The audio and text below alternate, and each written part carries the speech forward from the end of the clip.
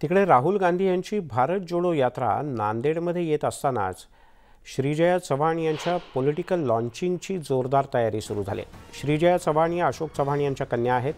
राहुल गांधी यांच्या यात्रेच्या स्वागताचे नांदेडमध्ये जोरदार बॅनर लागले।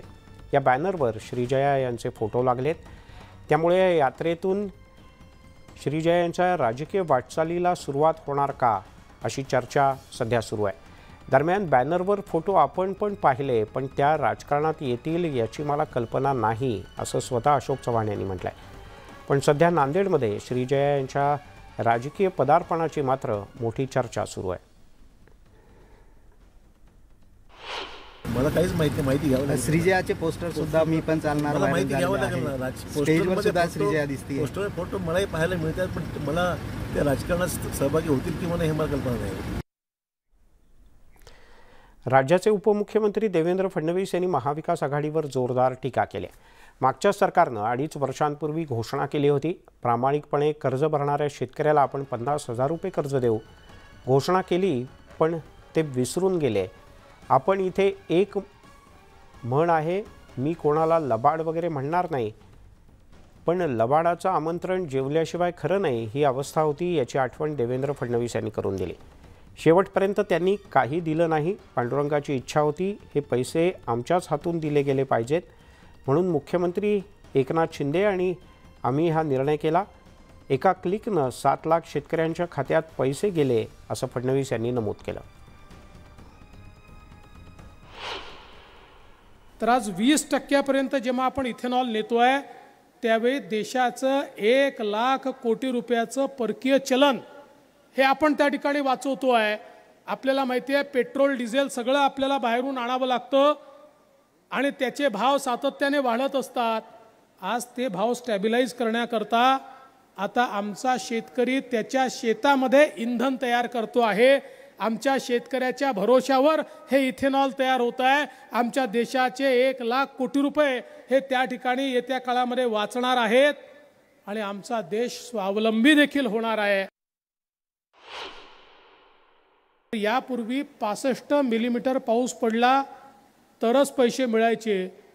अनेक आमचे शेतकरी म्हणायचे 8 दिवस पाऊस पडलाय, एका दिवशी 65 मिलीमीटर नाही पडला तरी 8 दिवसात पीक पूर्ण गेलं आहे, पिकं आता उरलेली नाही। पण 65 मिलीमीटरमुळे आम्हाला मदत मिळत नाही।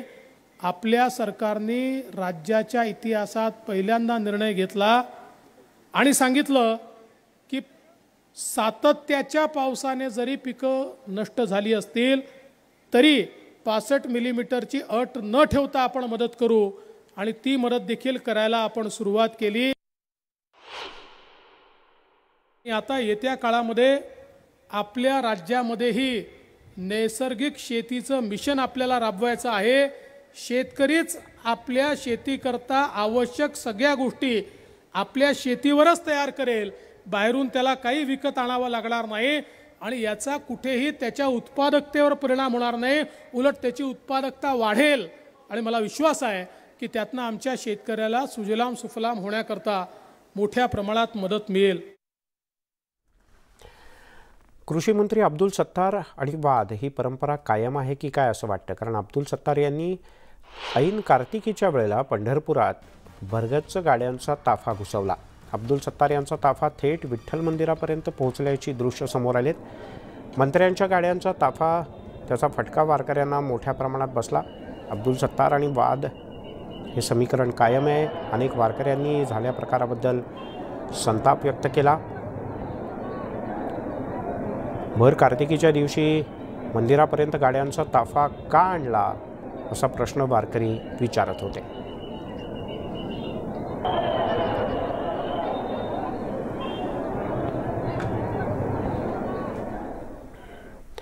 शिंदे पक्षाचे आमदार संतोष बांगर एका नव्या वादात सापडलेत। मंत्रालयामध्ये प्रवेश करताना त्यांनी पोलिसांच्या सोबत वाद घालत शिवीगाळ सुद्धा केल्याचा आरोप आहे।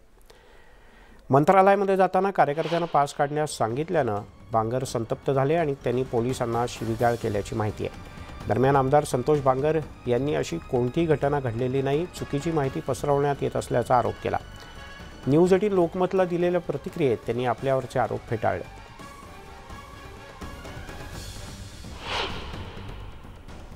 थांबवल्याच्या नंतर लगेच एका कार्यकर्त्यांनी माझ्या त्याने सांगितलं की अरे आमदार आहेत, आणि आमदार म्हणल्याच्या नंतर त्या पोलीस कर्मचाऱ्यांनी नमस्कार घातला, मी त्याला नमस्कार घातला, आणि मी माझ्यासोबत जो पीए होता त्यांनी त्या ठिकाणी तुम्हाला सांगतो की डायरीवरती नोंद केली, आणि आम्ही संपूर्ण जण मधामध्ये गेलो. याच्यात कुठल्याही प्रकारचा वाद विवाद त्या ठिकाणी झालेला नाही.